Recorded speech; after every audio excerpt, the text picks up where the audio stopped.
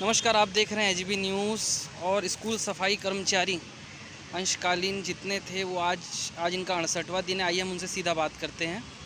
तांडिया जी, बताइए, आज आप लोग का 68वां दिन है, थोड़ा क्या क्या परेशानियां आप लोग को हुई उसके बारे में थोड़ा विस्तार से बताइए। जी, देखिए, हम लोग 7 मार्च से इस रायपुर के बूढ़ा तालाब धरना स्थल पर अनिश्चितकालीन हड़ताल में बैठे हुए हैं। इस चिलचिलाती धूप में ऐसा लगता है कि हम बैठ नहीं पाएंगे, लेकिन हमने अपने घर से दृढ़ निश्चय करके निकले हैं कि हमारी मांग जब तक पूरी नहीं होगी हम धरना स्थल से वापस नहीं जाएंगे। आज 68वां दिन हो गया। हमको सरकार, शासन से न प्रशासन से कोई भी हमको सुनने को नहीं आ रहा है यहाँ। और फिर भी हम लोग डटे हुए हैं, यही आशा उम्मीद लेके कि आज नहीं तो कल हमारी जो एक सूत्री मांग है, बहुत छोटे से मांग रखे हैं कि हमें अंशकालीन से पूर्णकालीन किया जाए, लेकिन सरकार हमको ध्यान में नहीं ले रही है। जबकि उनको सोचनी चाहिए कि चुनाव के पूर्व उन्होंने अपने घोषणा पत्र में स्पष्ट रूप से लिखा है कि हमारी सरकार जैसे ही बनती है हम आपकी जो अंशकालीन से पूर्णकालीन और नियमितीकरण करेंगे करके। लेकिन 10 दिन तो बीत चुका है। आज 3.5 वर्ष भी बीत गया, लेकिन सरकार हम पे किसी प्रकार की सुधि नहीं ले रही है। हम इस राजधानी के तमाम विधायक मंत्रीगणों से निरंतर मिल रहे हैं, उनसे निवेदन कर रहे हैं कि हमें सीएम साहब से मिलाइए और हमारी जायज़ मांग को पूरा करवाइए। लेकिन सबके मुंह से एक ही आवाज़ आती है कि हम आपके लिए कुछ नहीं कर पाएंगे, आपको जो भी करेगा सीएम साहब ही करेंगे। शिक्षा मंत्री माननीय प्रेम साय टेकाम जी से भी निवेदन किया, लेकिन वो यही बोल रहे हैं कि हमारे हाथ में नहीं है, जो भी करेंगे सीएम साहब ही करेंगे। हम फिर भी हार नहीं मान रहे हैं। इसी बीच में हमारी एक साथी गरियाबंद परसोदा कला गांव से मिडिल स्कूल में कार्यरत थे, हमारे स्कूल सफाई कर्मी, जो यहाँ पे लगातार उन्होंने भी हमारे साथ इस धरना स्थल में भाग लिए।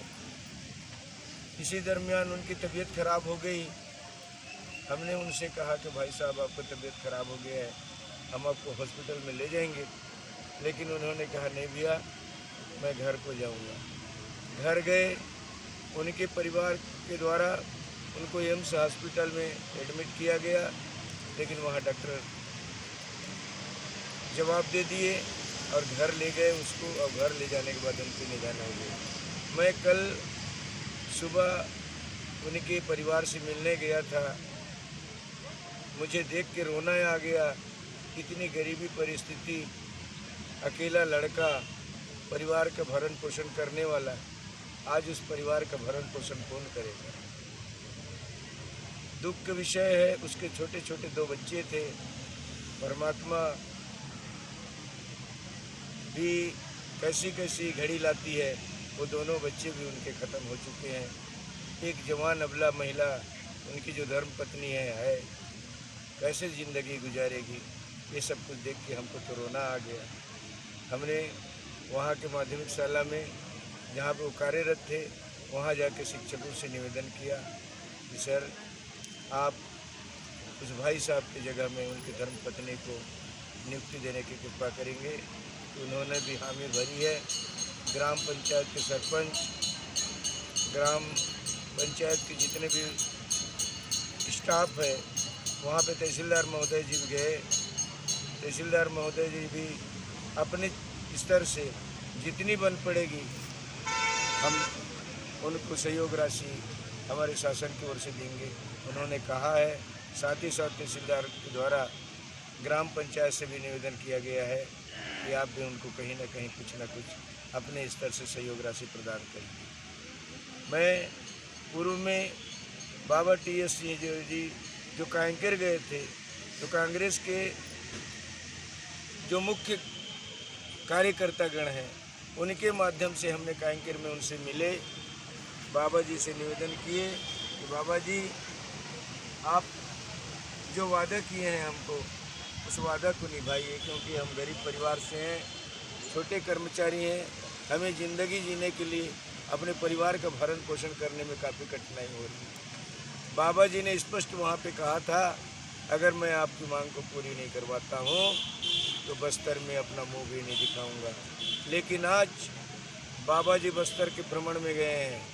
मैं बाबा जी को कहना चाहूँगा, मैंने सुना था कांग्रेस कार्यकर्ताओं के द्वारा और लोगों के द्वारा कि बाबा जी झूठ नहीं बोलते, बहुत ही सीधे और सरल व्यक्ति हैं, लेकिन मैं देख रहा हूँ कि बाबा जी इतने झूठे हैं, हम जैसे गरीबों के साथ छलावा कर रहे हैं।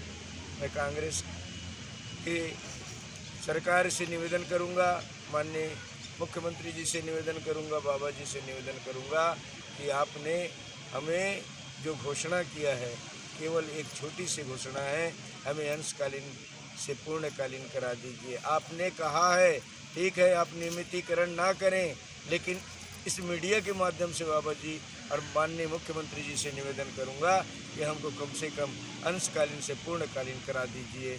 बस यही आशा अभिलाषा है कि आप हमारी मांग को संज्ञान में लाइए और हम गरीबों का उद्धार कीजिए। आप कांग्रेस पार्टी को, खासकर छत्तीसगढ़ में कहा जाता है कि गरीबों की पार्टी है, लेकिन हमको देखने को सुनने को मिल रहा है कि कांग्रेस भी गरीबों की सरकार नहीं रही, सब अपने उल्लू सीधा करने वाले हुए हैं।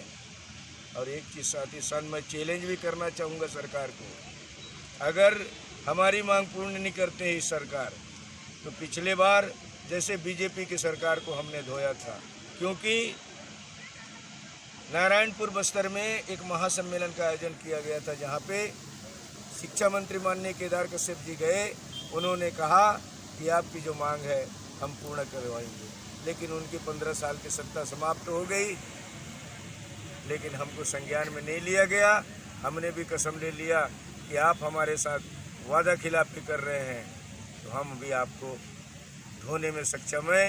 हमारे केवल बस्तर में 10,000 कर्मचारी है और 10,000 कर्मचारी के परिवार बहुत बड़ी है, इसलिए हमने संकल्प लिया और बीजेपी की सरकार को धोया है। इस बार भी कांग्रेस सरकार से निवेदन कर रहा हूँ तो हमारी मांग को पूर्ण करे, अन्यथा दूर दूर तक नजर नहीं आएगी कांग्रेस सरकार।